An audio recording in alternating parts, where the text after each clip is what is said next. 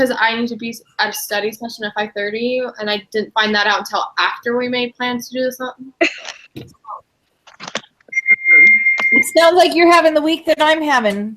Oh no. Way too many of these things. Yeah, seriously. I have like group after group project going right now and a research paper with my group, and it's just like I'm meeting with them after my study session with our teacher, and yeah. Yep. So, I totally get that. okay, so I'm gonna pull up my outline.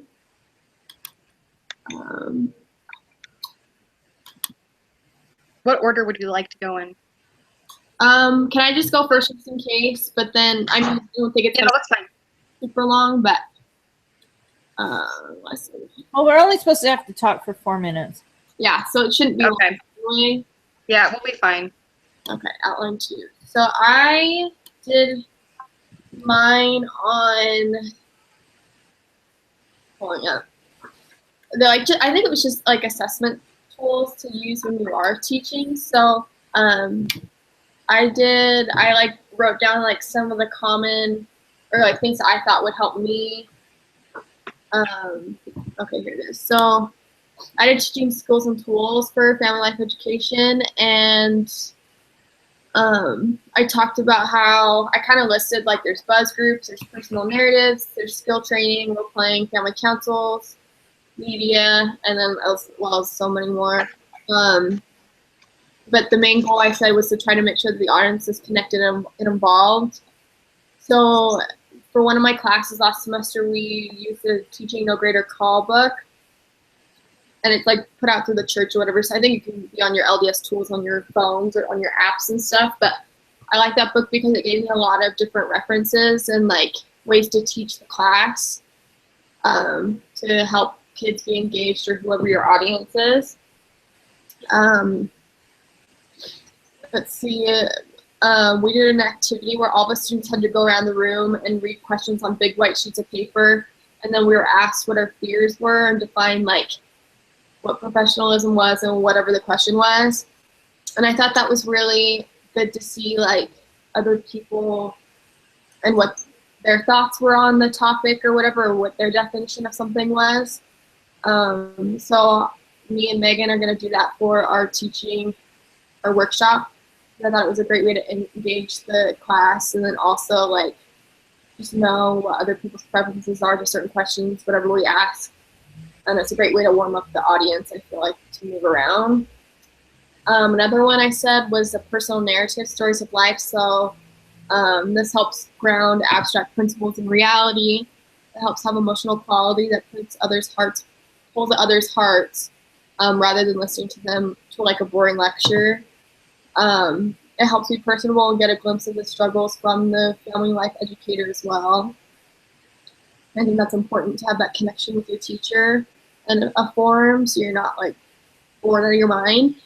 And then I think telling personal stories is one of the most effective tools and important.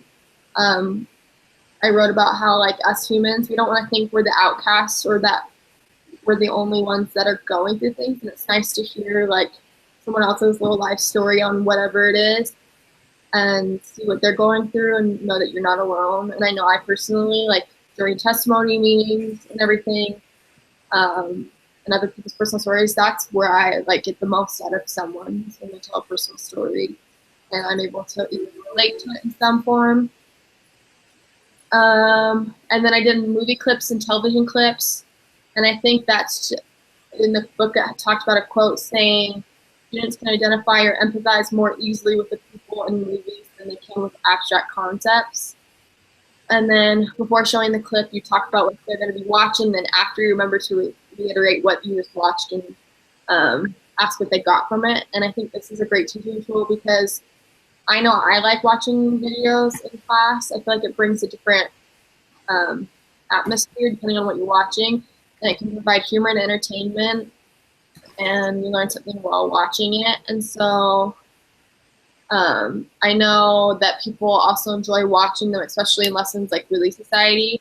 I love when they have a little more of a message that goes with it or whatever that goes with the topic. And I just feel like the spirit is there. I'm not saying like in these workshops, like you're gonna, feel that spirit because we're not talking about like church stuff, but I don't know. I think it just helps facilitate class discussions as well, and it just gets the message you're trying to portray when you can't find words to describe it effectively.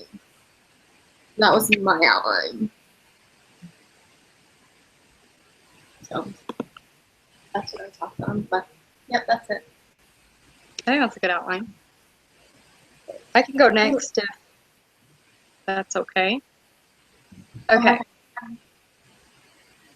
So, I did mine on building a relationship with your audience and then inviting participation. Said was that teaching and learning involves obviously both parties, both the teacher and the audience. And it's important for the teacher to actually convey what they're trying to teach, but also pay attention to the audience and their needs, and for the audience or students to understand what they're learning, as well as guiding the teacher about what they would like to learn and what they need to learn. I also said that students will only get what is given, but they must also ask questions for clarification and further understanding. And both parties need to be prepared in the learning process. I said that I kind of stated in what ways the student and teacher need to be prepared. So for the student, they need to be prepared to like make comments or ask questions, take notes, and then try and connect the material to their own life. Said they need to be prepared to make the lesson relevant to the individuals who are, the audience, and be prepared to, for the teacher to make the lesson interesting. Sorry, I'm like all over the place. I also, like, for inviting participation, I talked about how participation isn't just about like questions and making comments. It's also about getting a greater understanding of the material. And I also said that the audience should have the ability to safely express what they are learning and understanding through the guidance of the teacher. Stated that you could invite participation by sharing personal insights or stories, making comments that will invite comments from the audience. And then I also said each student has a different learning style, and each learning style should be represented in your lesson. Another thing I said was make the lesson enjoyable and interesting to keep the audience attentive and ready to learn the material. And I got all of that from the Teaching the Gospel Handbook. That was one of our textbooks. So I guess that's all I have to say. That makes any sense to you guys? Yeah, it was good. Okay. Go ahead. Okay. So I did discussion versus lecture. So what is lecture? Lecture is a teacher-centered activity. The presenter is speaking and the participants are expected to listen. Lecture is the best way to impart new knowledge that the participants don't necessarily already have. Lecture needs to have variety. It needs to be stories, examples, references, and notes quotes, need to all be included so that it's not just like boring teaching. When I was in high school, I had a teacher that he talked all in monotone. Like, it didn't matter what he was saying, it was all in the same tone, and it was terribly boring. Lecture needs to appeal to the different learning styles, whether it the person learns auditorily or visually or whatever. You need to make sure that we're at least attempting to fill the different learning styles. My seminary teacher used to say, the mind can only absorb what the seat can endure. And we need to remember that our participants can endure more if the lecture is interesting than if it is boring. And good examples of effective lecture skills are like John Bytheway, Elder Holland, President Monson, and Troy Dunn. So what is discussion? Discussion is student-centered, and the presenter asks questions or gives thought-provoking ideas and then asks the participants for their input. Discussion is actively includes the participants in the learning. It helps connect principles to the participants' life. Discussion allows the participants to teach each other. Sometimes participants have a hard time really getting things from the instructor, but if somebody else in the class, somebody that they consider their peer, explains something, they're more likely to get it, or maybe just a different way that something is said. Discussion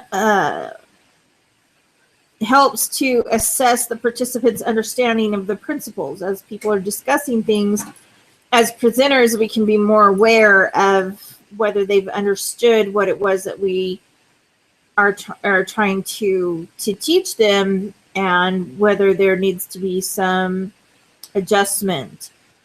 And then discussion validates the participant's life experience and previous learning. I don't know if you guys have ever been in a class or a lecture or whatever where the atmosphere was kind of like the presenter was smarter than anybody in the classroom, and that you just needed to sit there and shut up and just listen to what was being said, and that it didn't value who you were or what you knew.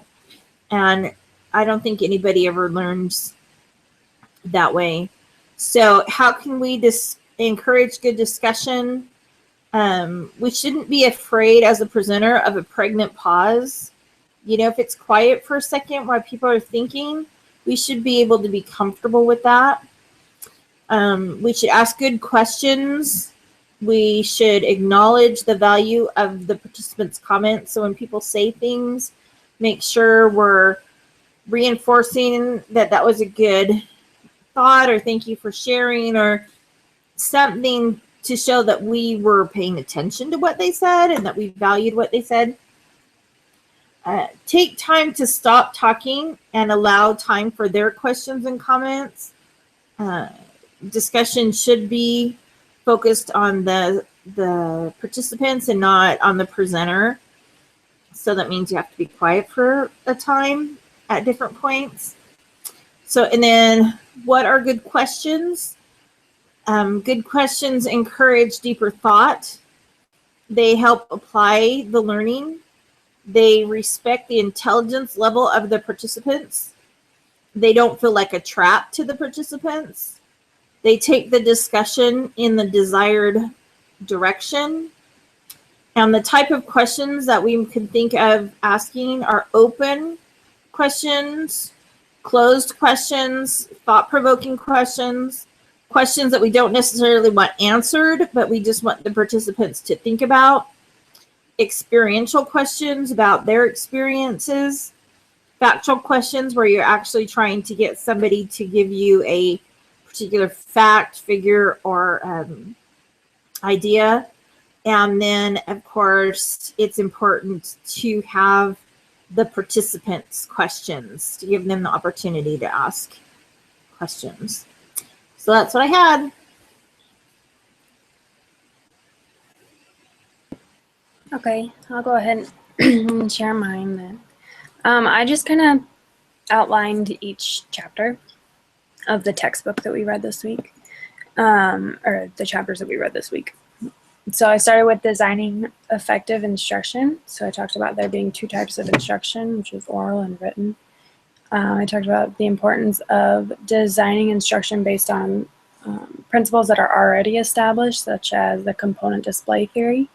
I also talked about how using stories is a really valuable tool with teaching, and that the main purpose of teaching a principle to participants is to help them take it home and apply it in their lives. I also talked about the importance of making instruction enjoyable to both the instructor and the participants, and that instructions must identify the main problems being addressed. Then I went on to do engaging an audience. So I talked about when working to properly and successfully engage an audience, it is important to consider teaching as an art form. It is also important to focus on engaging the adults in the group in order to draw them in and capture their attention. There are many different personality theories that can help an instructor prepare a lesson that will be engaging to a specific group. And the quality of the helping relationship will set the tone for the entire instruction process. I also talked about how it's important to understand and acknowledge the difference between therapy and family life education. And that family life educators will be more successful as they learn more about human development and how to best teach what they have learned. And then I talked about teaching skills and tools in family life education, learning to lead group discussions successfully is a valuable teaching skill. Personal narratives help participants to apply principles to real life experiences. Family life educators have the opportunity to help participants develop useful tools for strengthening their personal relationships, and that other skills that can and should be taught are how to properly hold a family council and how to utilize role playing as well. And then I ended it with working with diverse audiences. So I talked about how family life educators must learn to become sensitive to the differences between the participants and the groups they will be teaching. Talked about how cultural diversity will most likely result in diversity in learning styles as well. Many different values are addressed in family life education, including action orientation, time orientation, work ethic, and family structure. It's also important to maintain a dialogue during lessons that is intelligent and skillful. When creating a program that will be catered to diversity, it's important to get to know your audience. Along with knowing your audience, it is also important to get to know yourself and your own limits. And that's my outline. Okay. I don't think there's anything else that I think it's just going over that. I think we're good. I do have a question though. For like since we're like a consultation team, like, I know she stated a lot about how we need to like share our stuff and have each other edit. What do you guys think about that? Like, how do you want to do that? Oh yeah, that's right. I would have like if anyone has anything to look over, like I don't mind looking over it if you submit it to me. Like me and Megan, like she asked someone to read one of the consultants members to read which one, I don't remember which one it was, but There was a couple. But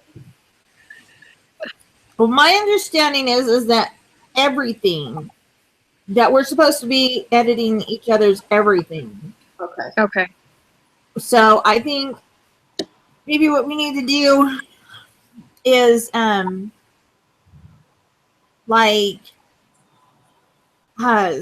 them out to each other. Okay. Okay. Email. Yeah, or maybe even like I don't know how to do a Google Doc. Can you do multiple pages on Google Docs? We do. Me and Megan look all through Google Docs. Or like different folders or something where like we could each have a different folder and then everybody goes in and makes comments on everybody's. You know, I think so. I think we can make folders. And I think we can do like ones where you guys can just comment or we comment on yours instead of like editing, obviously, just like make comments on the side. Yeah, you can definitely make folders. So Um, so would you be willing to do that, Megan? yeah, I can do that. And put like different folders with our different names because two of you guys are doing it together, right? Yeah. Yeah. So if we just had 3 folders with the different names on it, then we could go in. Once you send those to us, we can go in and download all the stuff that we've done so far. And then Okay. each other can look at it and make the comments and stuff, and then we can work together and do that. Yeah, I can set that up. I would appreciate it. I know she said that there would be a point where she could ask for documentation that we've been Mhm. sharing and helping each other with our stuff. That's part of the Yeah.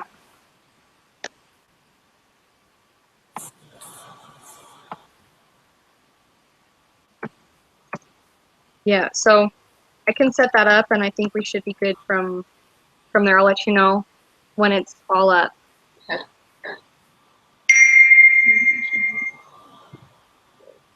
All right, so let's do that. I'll post this. It's on my site, and I'll put it on the discussion board. Sounds good. Alrighty, perfect. We'll keep See in you touch. guys. All right, Thanks, See you ladies. bye. Thanks. Bye.